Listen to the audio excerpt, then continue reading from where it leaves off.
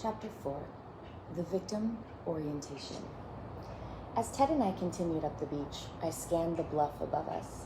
Only a few minutes ago, I had been sitting on that bench, eyes closed in surrender and prayer, when this stranger showed up beside me. Now here we were, deep in conversation about the very concerns that had made me drop everything and take a vacation to mull over this turning point in my life. I barely had an inkling of the giant turnaround I was about to make. We walked away from the water to several large rocks that jutted out of the beach near the bluff. Ted's picture of the dreaded drama triangle was still etched in my mind. "Let's sit down on this big rock here," Ted suggested. We sat next to one another, much like we had been sitting on the bench. Ted leaned his staff against the back of the stone. As we sat in silence for a few minutes, I could still see his drawing in the sand out near the water.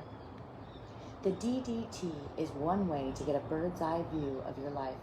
The dramas we've been talking about are just one part of it, the end result of your personal orientation to the world, said Ted. Orientation? What do you mean exactly? I asked.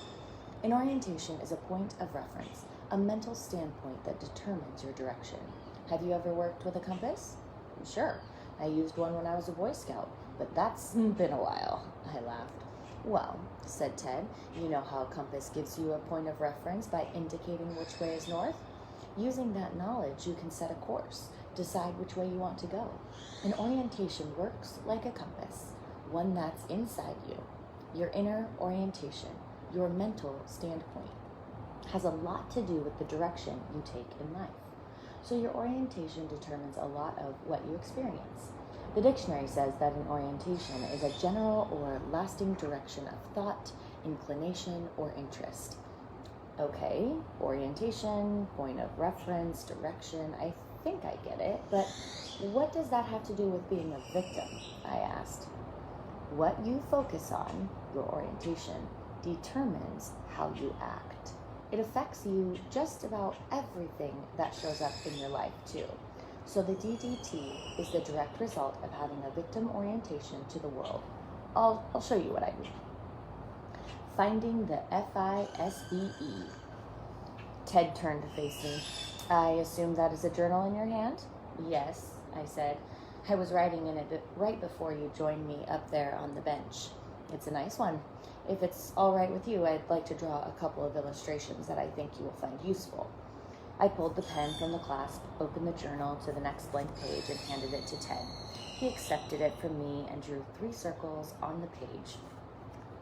The circles were arranged in a sort of triangle, 1 at the top and 2 at the bottom. Then he said something really weird. I called this one a frisbee. I knew I couldn't have heard him correctly. You mean a frisbee? I asked. Ted laughed and pointed up the beach to where a young man and woman were tossing a plastic disc back and forth. No, not a toy, a frisbee. FISBE. Frisbee stands for these 3 circles here. Ted wrote the letter F in the top circle. F stands for the focus of your orientation. Now, whatever you focus on is going to cause you to have some sort of emotional response. Just look at the ocean for a minute, David. When you focus on the waves out there, what kind of feelings do you have? The waves were rising, cresting, dissolving into the shore, leaving dark demarcations where they sank into the sand. I breathed deeply, taking in the whole scene. Serenity, I said, almost without thinking. There's all that power in this huge expanse of blue. That's why I came out here. Being near the ocean gives me a sense of calm. I need that calm feeling to get some perspective. Great. Your focus on the ocean evokes a particular inner state. Ted drew an arrow down diagonally from the top circle and connected it to the circle on the right. In that circle, he wrote IS. Your inner state right now is calm and serene. Ted continued. Your focus creates your inner state, and that inner state motivates you to act a certain way. Right now, your focus is on the ocean, and it evokes in you an inner state of serenity. When you feel that kind of calm, what do? How do you act when you are here at the beach? I looked back up the bluff to the bench where I had come to sit. I become contemplative, I said. When I first get to the beach, I usually stand still or sit down, like I did up there, and just look out to the sea. Then everything seems to slow down, and before I know it, I'm thinking more deeply about my whole life. That's how I get perspective. As I spoke, Ted drew another arrow, this time from the second circle to the one at the bottom left. In that circle, he wrote B-E. Great. B-E stands for behavior. So your slowing down and getting contemplative is how you behave when you're calmly focused on the ocean. You've just given a perfect example of Frisbee in action. I looked at Ted's diagram on the page of my journal. So my focus engages me in an emotional inner state that drives my behavior. Is that it? Exactly, exclaimed Ted. Your orientation sets in motion your experience, how you behave in life. The dreaded drama triangle is the result of a certain orientation, the victim orientation. Let's look at the Frisbee for that one. Then Ted drew another 3 similar circles below the F-I-S-B-E. In the victim orientation, the focus is on a problem in your life. In the top circle, he wrote problem. Like when a victim focuses on the persecutor, I ventured, you got it. Or when a persecutor looks down on the victim and sees that person as a problem. Problem, anxiety, reaction. Ted continued. Even a rescuer focuses on the victim as a problem person who needs help. Remember, the problem can be a person, a condition, or a circumstance in your life. I recalled how I had focused on my infertility, my divorce, and my dad's death as problems. In the second circle, Ted wrote anxiety. When a problem shows up, you feel anxiety, the inner state of the victim orientation. The intensity of the anxiety might be anything from mild discomfort or annoyance to sheer terror. Anxiety, whether mild or intense, gives you energy for action and sparks your behavior. How you behave is always a kind of reaction. He wrote reaction in the third circle. Sound familiar? Now I'll bet you're going to say that the reaction is either fight, flee, or freeze, I said. Hey, you're a fast learner, Ted smiled warmly. That's all too familiar, I have to admit, I said, pointing at the diagram in my journal. I'm sure it is, he said. Indeed, the victim orientation is the approach that most human beings take toward their experience by default. You spend a lot of time searching for solutions to problems. Problems are often the center of people's lives. That sure has been my experience lately, I said. When I used to go back and forth between walking on eggshells and blaming my wife, I saw both her and our relationship as problems. There was so much fear and anger and hurt, a lot of anxiety, I guess, like you said. My reactions went from doing whatever I could keep things smoothed over to outright anger and blame. I can see the dreaded drama triangle in my own life, I continued. Each of the 3 roles sees the other ones as problems that need to be solved. There's plenty of anxiety and it goes around and around between them, which leads to their reactions, and that creates the drama. Looks like this cycle could go on forever. Yes, it certainly does, Ted said. The DDT cycle is very difficult to break, but not impossible. To find the way out, you start by recognizing 2 important things about the victim orientation. The first one is a delusion that lies at the center of this orientation. The second is a false hope that can never be fulfilled as long as the cycle continues. Delusion and false hope. I could see that Ted was on a roll and I was riveted. I knew that if I wanted to get out of the victim orientation, I was going to have to get a grip on this delusion he was talking about and the false hope that went with it. Ted went on, let's look first at the delusion. Let me ask you a question. When you react to something, what do you tell yourself you are reacting to? The problem or the anxiety? I hesitated. Well, I said, I think I'm reacting to the problem. I mean, if the problem didn't exist, I wouldn't be reacting that way. Ted pointed toward the diagram of the victim orientation. Okay, now let's look at Frisbee. Consider those 3 points: focus, inner state, and behavior. Which one gets your reaction going? According to the Frisbee, it looks like I'm reacting to the anxiety, my inner state, I said. Right. The anxiety you feel comes from your way of focusing on the problem. That's your inner state, and that is what actually drives your behavior. You may be feeling anxious because the problem exists, but the anxiety itself is not the problem. You're anxious because of the state you're in. So here's the delusion of the victim orientation.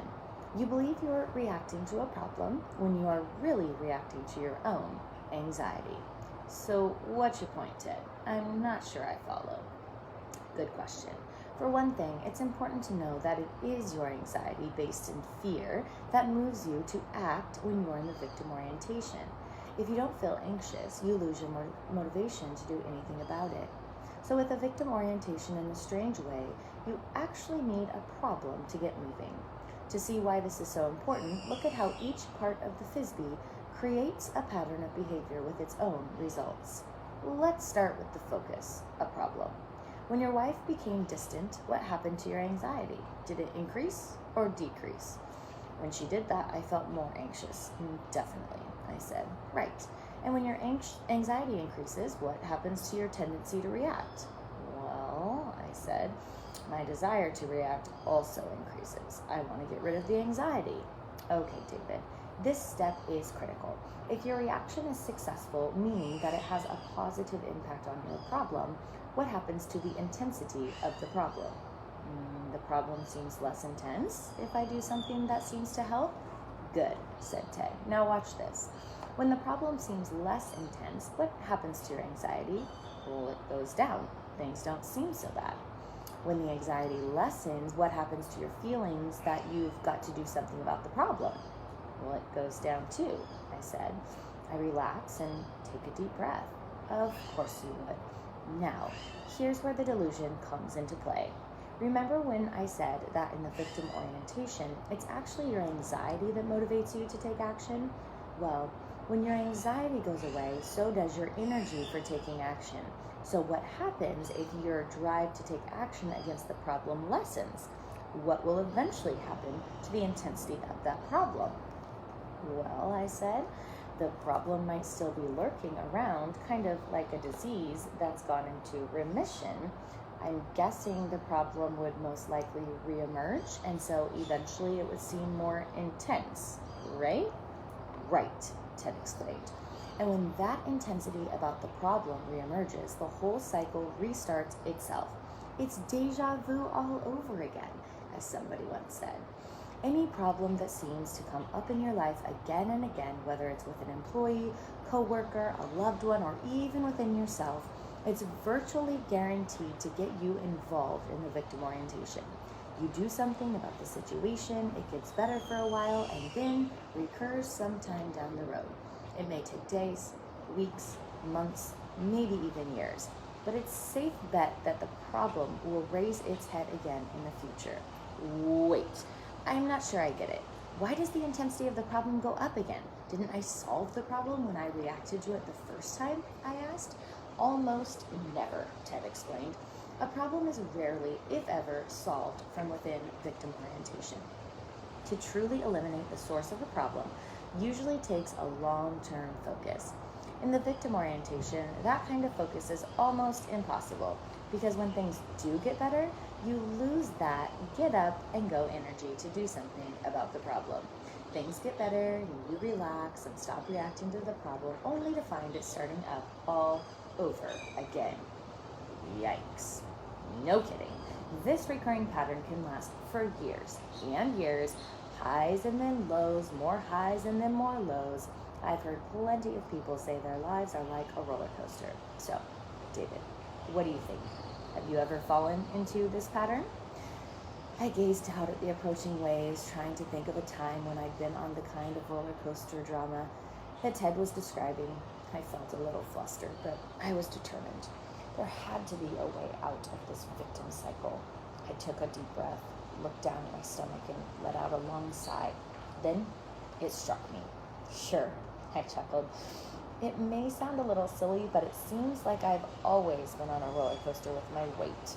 The problem shows up when I step on the scale in the morning, When I look down at the scale, there's just a mild anxiety, but I feel the weight of the numbers staring back at me between my feet. I react by promising myself to diet and exercise. I stay focused and committed for a while. I start to lose pounds and inches, and pretty soon I'm feeling really great. My clothes fit better. My friends and family tell me how good I'm looking. But then something comes up, like a big holiday or a vacation, and because things are going so well, I celebrate by eating all the things I've been avoiding. The problem is that afterward, I don't go back to my healthy eating or exercising. After a while, one day, I'm standing on the same scale on a whole new morning, wondering how all those problem pounds came back. Ted smiled sympathetically. You got it. That's how the victim orientation works. Your example may be ordinary, but unfortunately, it's exactly the same cycle that shows up in much more serious situations like addiction, when someone quits and then has a relapse. In situations of domestic violence and abusive relationships, a persecutor or perpetrator hurts a victim, then apologizes and pledges to not do it again. Things may seem to go well for a while, only to end in some explosive incident that starts the cycle all over again. DDT and victim orientation, a perfect match. You see, Ted continued, the dreaded drama triangle is rooted in the victim orientation. Look at the roles and the reactions. Imagine you're the victim in the triangle.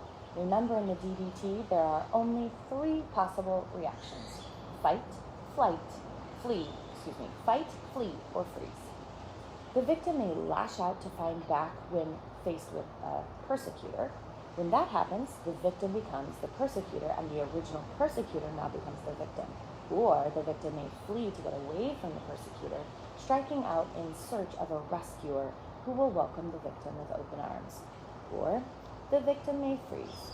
The freeze reaction can be to do nothing, but that usually isn't what happens. More often, the victim finds a way to numb out the fear and pain of victimhood. Numbing out can be done in a number of ways. Most of them addictive, like drugs or alcohol, working too much, zoning out in front of a television, or anything else that offers escape from feelings. All 3 reactions, fight, flee, or freeze, are reactions to the problem presented by the persecutor.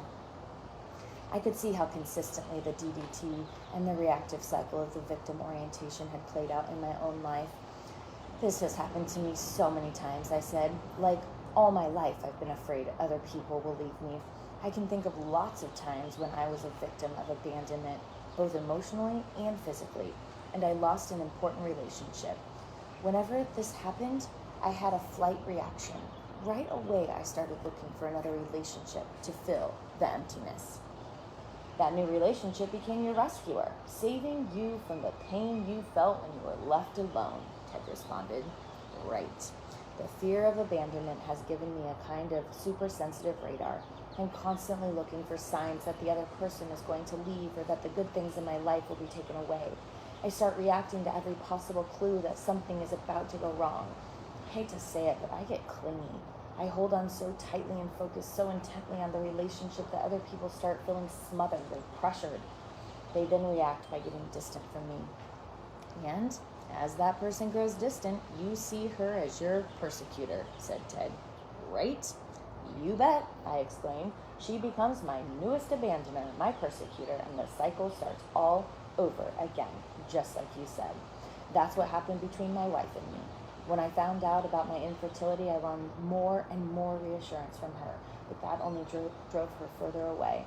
I sure wish I had known about all this back then. Your story illustrates another important part of the victim orientation, David. Much of humanity is sleepwalking through life, moving through the day firmly rooted in the victim orientation and not being aware of it. It accounts for much of the tragedy of the human experience. Ted turned away a moment and looked out at the approaching waves. He picked up a gnarled stick of driftwood and threw it onto the sand near the waterline. Just then a huge wave arose, submerged the stick, and carried it away. As we watched it bob away on the water's surface, I glanced at Ted. A faraway look was in his eyes. He took a deep breath and continued. When sleepwalking, you constantly react to problems, even to your own behaviors. In the victim orientation, you want to get rid of or get away from your problems, but often the things you do to try to make the problem or persecutor go away just end up intensifying your suffering.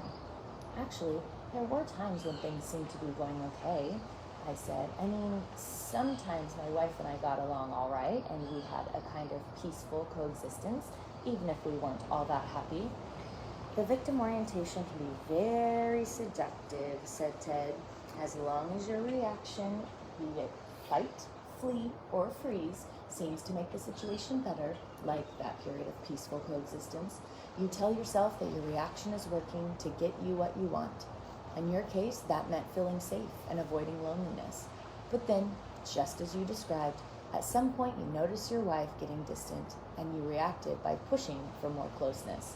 Instead of solving the problem, your reaction made it worse, as she began to feel smothered and pressured. So reacting actually increases the problem. When that happens, life quickly becomes a slippery slope. The problem worsens and your anxiety increases, and as the anxiety increases, you act out to reduce your anxiety. That acting out, clinging or begging or shouting in frustration only throws fuel onto the fire. I get it, I sighed. My own fearful reaction creates the exact result I'm trying so hard to avoid, being abandoned. Exactly, Ted confirmed. Then you go on to the next relationship and play out the same drama, unless or until you wake up to what you're doing. As long as you're sleepwalking, you're unaware of this cycle. While you're playing out the drama, you don't see that what you're doing is counterproductive, because at first, your reactions seem to be working to keep your anxiety down. Ted looked squarely at me. While sleepwalking, you think your problem is out there to be fixed, not realizing how your own reactions contribute to your suffering. You believe the pain exists out there in your environment, and that if you can just fix that through fighting, fleeing, or freezing, life will get better. Okay, I said, I get how I can keep the cycle going and how my victim stance feeds the drama, but what about someone else? Someone who really is a victim of circumstances beyond his control. Oh yes, war and murder, starvation. While it's true that certain circumstances are not of your own making, it is also true that the way you react to those circumstances, usually by trying to make it all go away, becomes the source of even more suffering and keeps the cycle active. The ocean waves were now growing in size. We watched the tide rolling in and the wave begin to build and grow. The wave crested, breaking toward the shore. It crashed into the sand and wiped away the dreaded drama triangle Ted had drawn. He turned to me. What an apt metaphor. The wave just wiped out the DDT. I wish it was that easy to overcome the limitations of that way of being in the world, but the victim orientation is ancient. It has been humanity's primary orientation for as long as we have roamed the earth. The urge to fight, flee, or freeze has played an important survival role, a vital evolutionary force. The tough reality is that the victim orientation and its mischievous dynamics will always be a part of you. But the victim orientation has outgrown its usefulness, David. It doesn't have to drive your life and relationships anymore. I searched Ted's eyes for clues. How could he be so certain? So, are you saying that I don't have to react to trouble? It seemed unlikely. That's right, he said. There is another orientation that presents a different choice, one that can only be made consciously. The next evolutionary leap will take you to a very different orientation, but we'll talk about that later. The waves were growing in intensity. Little by little, the beach, seemed to be shrinking. My mind was reeling from all that Ted had told me. He smiled. Perhaps the rest can wait? Can you come back tomorrow? Yes, I answered. I'm taking some time off right now. I had planned on spending a few days out here anyway. I'd like to hear more. When could we get together? How about meeting at the bench up there on the bluff around mid-morning? Whenever you want to show up is fine with me. I'll see you in the morning then, I said. And I'll see all y'all next time for Chapter 5.